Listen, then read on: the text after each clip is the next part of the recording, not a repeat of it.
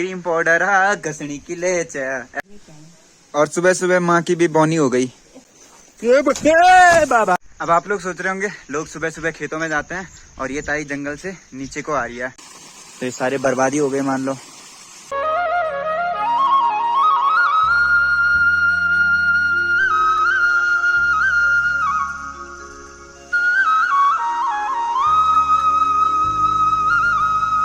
सुबह से मौसम ठीक था और जैसे मैं ब्लॉग स्टार्ट करने लगा ये मौसम देखो। बादलों ने बोला आज तुम्हारे बैकग्राउंड में बादल रहेंगे, आज ऐसे पहाड़ नहीं दिखेंगे, ग्रीनरी नहीं दिखेगी। ग्रीनरी शाम को दिखेगी शायद जब बादल हट जाएंगे, लेकिन तब तक के लिए तुम्हें पहाड़ों के ये बादलों के साथ एडजस्ट करना पड़ेगा। तो इसीलिए बादलों ने पूरा कवर कर दिया। और सुबह से मतलब जैसे धूप आई थी ना, तो मतलब ऐसा लग रहा था कि ठीक ठाक गर्मी होगी, लेकिन जैसे बादल आए अब ऐसे लग रहा है कि शायद ठंड होगी। तो चलिए फिलहाल ये तो होता रहेगा, हम अपने व्लॉग की शुरुआत कर लेते हैं। हेलो नमस्ते, गुड मॉर्निंग फ्रॉम इन खूबसूरत बंद पहाड़ों से। आज बादल ने पूरा कवर किया हुआ है तो इसलिए बंद पहाड़ों से। और सुबह जैसे धूप आई ना तो मतलब मस्त गर्मी हो रही थी, बढ़िया उजाला दिख रहा था, गर्मी हो रही थी, ऐसा लग रहा था आज दिन भर मतलब ऐसी धूप रहेगी। लेकिन देखो जैसे बादल आए अभी ऐसा लग रहा है कि आज दिन भर ठंडी होगी। तो इसीलिए पहाड़ों में पता नहीं चलता कि मौसम क्या करेगा, कैसा रहेगा। फोरकास्ट भी फेल हो जाता है कभी कभी।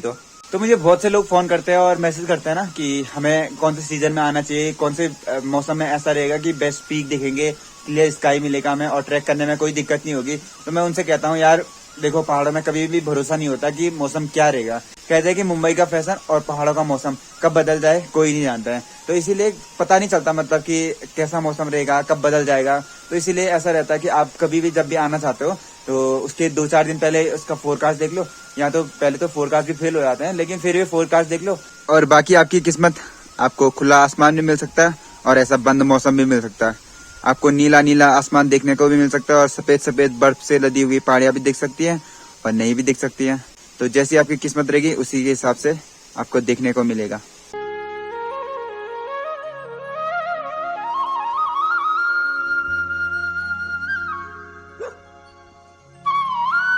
और सुबह सुबह माँ की भी बौनी हो गई, ये देखो। और ताई ना खेतों में जा रही थी और ताई ने बोला कि मेरे हाथ में ना छोटा काना चुभ गया, तो मम्मी रोटी बना रही थी। मैंने बोला मैं सबल लेके आता हूँ, सबल से निकालते हैं। ताई ने बोला कि तेरा भरोसा नहीं तो खुद निकाल लेगा। और जब कोई कांटा निकालता है ना तो ऐसे मन करता है कि मैं देख लूं यार कहाँ पे वो कांटा, कहाँ पे। ऐसा होता रहता है। अब खेत वाली महिलाएं हैं तो ऐसे चुभते रहते हैं कांटे भी। और अब जाके मौसम पूरा खुल गया है, हल्के हल्के बादल लगे हुए हैं, तो वो तो कोई दिक्कत नहीं। बस बारिश नहीं आनी चाहिए। दिन के टाइम पे जब बारिश आती है ना तो बहुत दिक्कतें हो जाती हैं, काम कुछ नहीं हो पाता मतलब। तो आजकल देखो लोगों ने ना खेतों की जो झंगोरे की बारियां मैंने आपको परसों पिछले ब्लॉग में दिखाई थी ना, वो सब लोगों ने काट दी यहाँ पे। अब इनके नीचे का जो ये डंठल बचा हुआ है तो इसको गाय भैंसों के चारे के रूप में काम आता है ये। तो हम इस नीचे वाले डंठल को ना न्यार बोलते हैं। तो अभी ये हरा है, थोड़ी कुछ दिनों में ये सूख जाएगा अच्छी तरीके से, तो फिर इसको गौशाला में संभाल लेंगे। कुछ लोग इसको पेड़ों पे लटका देते हैं, कुछ इसको गौशाला में संभाल लेते हैं। तो ये तब के लिए काम आता है क्योंकि अक्टूबर का महीना तो आ ही गया है, तो अब सर्दियों के महीने आने वाले हैं। तो सर्दियों के महीने में बर्फ पड़ जाएगी तो लोग जंगल भी नहीं जा पाएंगे, तो जंगल नहीं जा पाएंगे तो गाय भैंसों को खिलाएंगे क्या। तो ये तब के लिए एक बैकअप बना रहता है कि हमारे पास कुछ है गाय भैंसों को देने के लिए।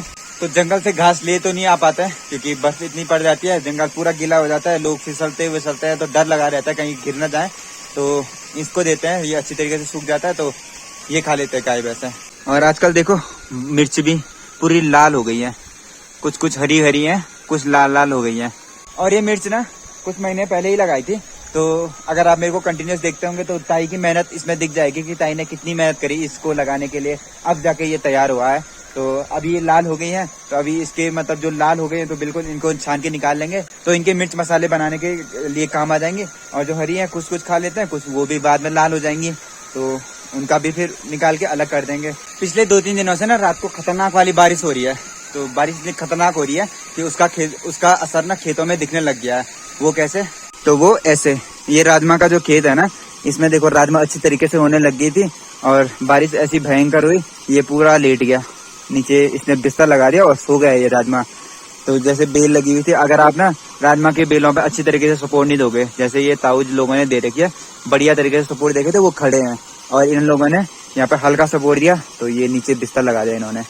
और उन्होंने लकड़ियों वाले मतलब जो मोटी लकड़ियां होती है ना उनका सपोर्ट दिया हुआ है, और इन लोगों ने रिंगाल का दिया हुआ है। तो ये सारे बर्बादी हो गए मान लो। बॉडी एक ही तो अतको होनी तो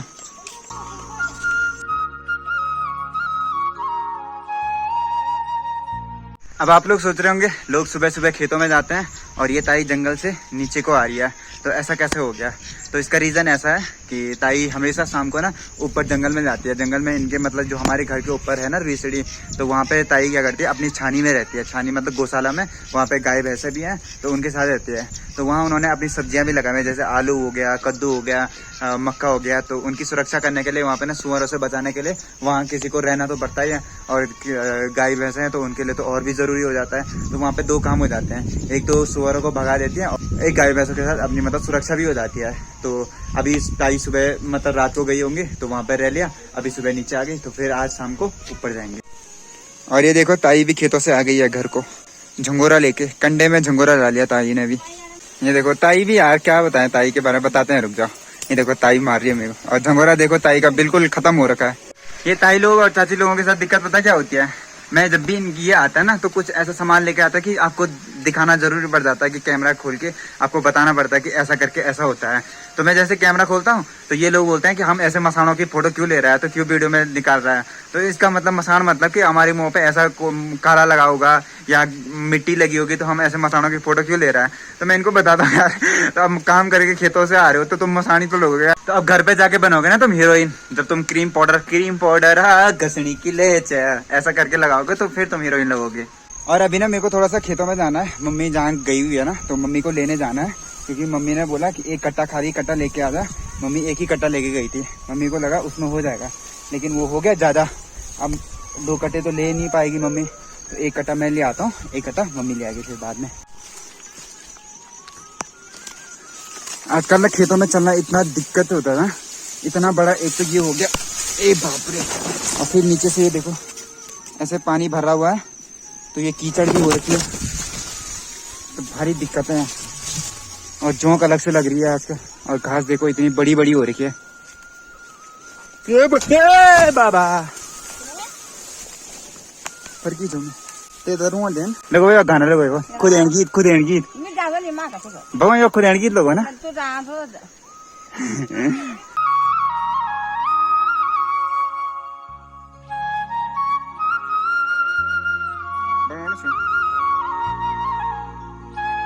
और ये देखो मम्मी भी यहाँ लगी हुई है, दिख भी नहीं रही है मम्मी खेतों के अंदर, इतना बड़ा हो रखा है ये। और मैं भी चलता हूँ।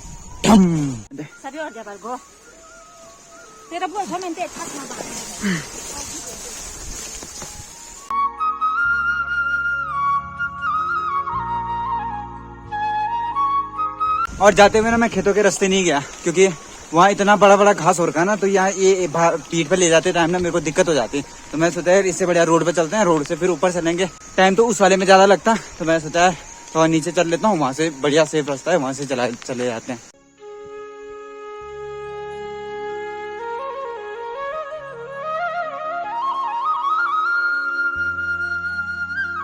तो ये जो बड़े बड़े पेड़ होता है ना, ये कितना बड़ा बांज का पेड़ है, तो जब ऐसे दूर दूर से ऐसे बोझा ले आते हैं ना, जैसे मैं अभी नज़दीक से लाया लेकिन लोग दूर से ले आते हैं ना, तो ऐसे रास्तों पर बैठ के थोड़ा सा शांति के 2 पल जी लेते हैं, क्योंकि उतनी दूर से ना बोझा लाने में बहुत हालत ख़राब हो जाती है, तो पसीना अलग आ जाता है। ऐसे रास्ते पर बैठो ना तो छाँव से जो हल्की सी पेड़ों की हवा लगती है ना, वो एक पंखे वाली हवा में मज़ा नहीं आता, वो पेड़ों की हवा में अलग ही मज़ा आता है।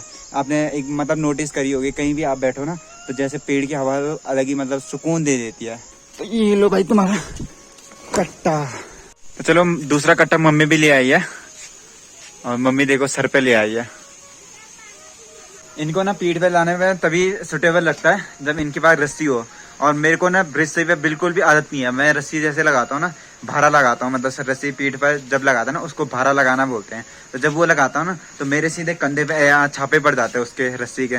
तो मैं हमेशा चाहे कितना भी भारी हो ना, वो अगर 60 किलो का भी है या 70 किलो का भी है ना, तो उससे ज़्यादा मेरी बस का नहीं है, 60-70 तक मैं ले आऊँगा। उतना तो भी होता है ना, मैं कंधे में उठा देता हूँ, कंधे पे उठाया उससे बढ़िया रहता है। मतलब मेरे को आदत ऐसी पड़ गई है कि कंधे पे, ये मैं मेरे को मना करते हैं कि कंधे पे मत ले जा, लेकिन अब आदत ऐसी हो गई कंधे पे ले आता हूँ। लेकिन इनको चाहिए होता है पीठ के लिए रस्सी।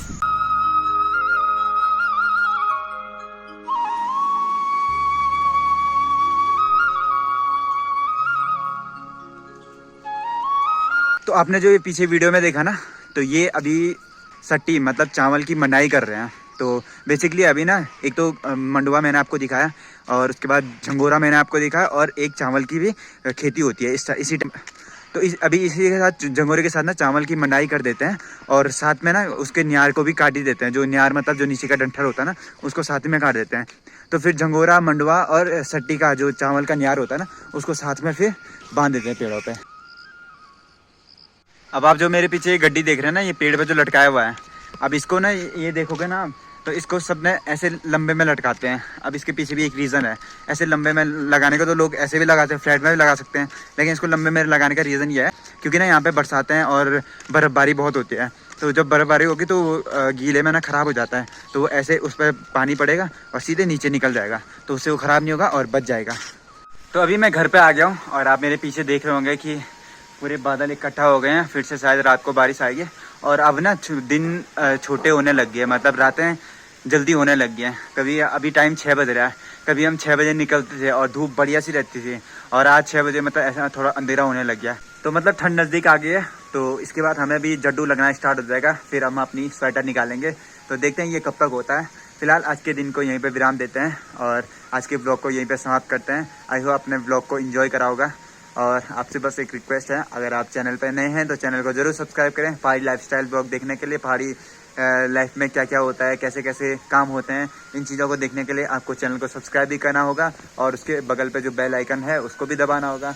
तो उसको करिए। फिर मिलते हैं आपसे नए ब्लॉग में, तब तक के लिए अपना ध्यान रखिए, सेफ रहिए, सुरक्षित रहिए। जय हिंद, जय भारत, जय उत्तराखंड।